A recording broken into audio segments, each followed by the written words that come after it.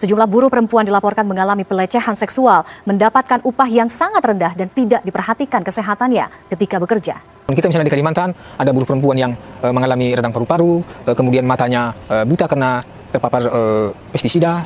Di Sumatera juga seperti itu, terpapar atau tersiram herbisida, dan itu semuanya tanpa tanggung jawab dari perusahaan. Halo teman-teman, perkenalkan kami dari kelompok 7 yang beranggotakan saya Eva Yanti Yuliana Putri dengan NIM 2009 1030 2001. Saya Mita Indriani dengan NIM 200910302101. Saya Ines Kristi Marmata dengan NIM 200910302155. Saya Nailul Amalia NIM 21021049095. Saya Rahma Saida Nurfadila SJ dengan NIM 2108031040055. Hak warga negara merupakan hak yang melekat dalam diri seseorang dalam kedudukannya sebagai warga negara. Sedangkan kewajiban warga negara merupakan suatu hal yang harus dilakukan dan dilaksanakan oleh seseorang sebagai warga negara. Sayangnya seringkali di dalam kehidupan sehari-hari dan dalam kehidupan bermasyarakat, baik itu di dunia kerja maupun di sekeliling kita, sering terjadi pelanggaran terhadap hak dan kewajiban.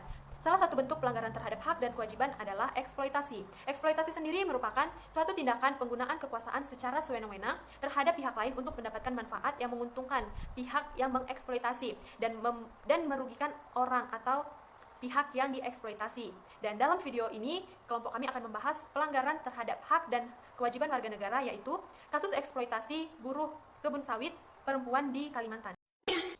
Adapun akar permasalahan yang menyebabkan tindak kekerasan pada buruh perempuan yang dibarengi dengan pengurangan upah pada buruh adalah karena adanya relasi kuasa yang timbang tindih, kelas ekonomi menengah ke bawah, iming-iming kehidupan lebih baik, dan belum ada aturan yang menjamin perlindungan atas hak buruh perempuan migran. Selain itu, banyak buruh perempuan yang berangkat bekerja tanpa menyertai dokumen yang legal, sehingga kondisi tersebut menyebabkan rentan terjadinya pelecehan seksual karena sejak awal sudah tidak menjamin keamanan kerja bagi para buruh perempuan. Terlebih lagi, para buruh perempuan memiliki tempat tinggal yang tidak layak, yang mana hal ini membuat para mandor kebun kelapa sawit memiliki kesempatan untuk memberikan upah sesuai kehendaknya, dan alhasil para buruh dibayar dengan gaji seminim-minimnya yang berbanding terbalik dengan proses kerja para buruh.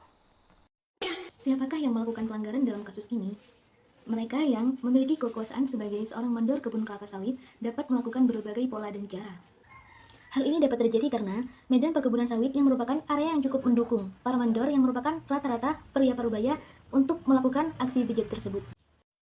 Adapun mengenai hak yang dilanggar dalam kasus ini adalah para buruh perempuan yang bekerja di kebun kelapa sawit yang ada di Indonesia.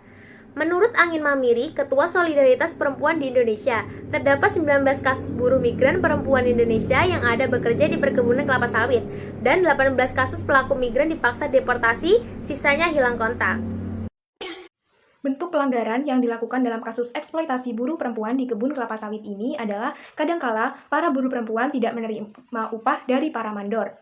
Padahal seperti yang kita ketahui, cara kerja buruh perempuan saat berada di dalam kelapa sawit ini mengalami kondisi tekanan fisik yang sangat berat, di mana mereka harus membawa penyemprotan pupuk yang sangat berat, harus membawa hasil tandan buah segar sawit, yang mana hal ini sangat membebani cara kerja para buruh perempuan. Tidak hanya itu, para buruh perempuan juga diposisikan dalam kondisi pekerjaan yang tidak aman. Mereka kerap kali membawa pupuk pestisida tanpa alat pelindung, yang mana hal ini menyebabkan para buruh merasakan sakit radang paru-paru, mengalami kebutaan akibat terpapar pupuk pestisida ini. Mereka juga dibebani pekerjaan seperti membersihkan semak belukar dan juga mencari biji-bijian kelapa sawit. Parahnya lagi, para buruh perempuan di sini juga diperlakukan secara diskriminasi. Bahkan kadangkala mereka mengalami kekerasan seksual sampai pada pelecehan seksual. Bentuk pelecehan seksual yang dialami mereka, para buruh perempuan, yaitu mereka diancam akan dipotong lehernya menggunakan kapak jika mereka tidak menyerahkan badannya kepada para mandor. Tidak hanya itu, keberadaan para buruh perempuan juga tidak diakui sebagai pekerja buruh yang sah, di mana hal ini menjadi tantangan dan juga kesulitan bagi para buruh perempuan untuk melapor adanya kekerasan seksual ataupun pelecehan seksual yang kerap dilakukan oleh para mandor kepada pihak yang berwajib. Analisis kasus. Kasus eksploitasi sering terjadi di lingkungan masyarakat Indonesia, terutama eksploitasi kasus buruh perempuan kelapa sawit yang terjadi di Kalimantan. Dalam kasus ini, para buruh perempuan diperkerjakan lebih buruk daripada laki-laki. Buruh perempuan di sini mengalami pelecehan seksual, mendapat upah yang sangat rendah, dan tidak diperhatikan kesehatannya ketika bekerja. Sejumlah buruh perempuan juga menderita sakit akibat terlalu sering menghirup gas pestisida. Akibat terlalu seringnya menghirup gas pestisida, menyebabkan para buruh perempuan mengalami radang paru-paru dan mengalami kebutaan karena terlalu sering terpapar gas pestisida. Mirisnya, hal ini tidak ada tanggung jawab sama sekali dari perusahaan. Kondisi yang demikian telah menyimpulkan bahwa tindakan perusahaan kelapa sawit di Kalimantan telah melanggar pasal 27 ayat 2 yang berbunyi bahwa setiap warga negara Indonesia berhak atas pekerjaan dan penghidupan yang layak bagi kemanusiaan.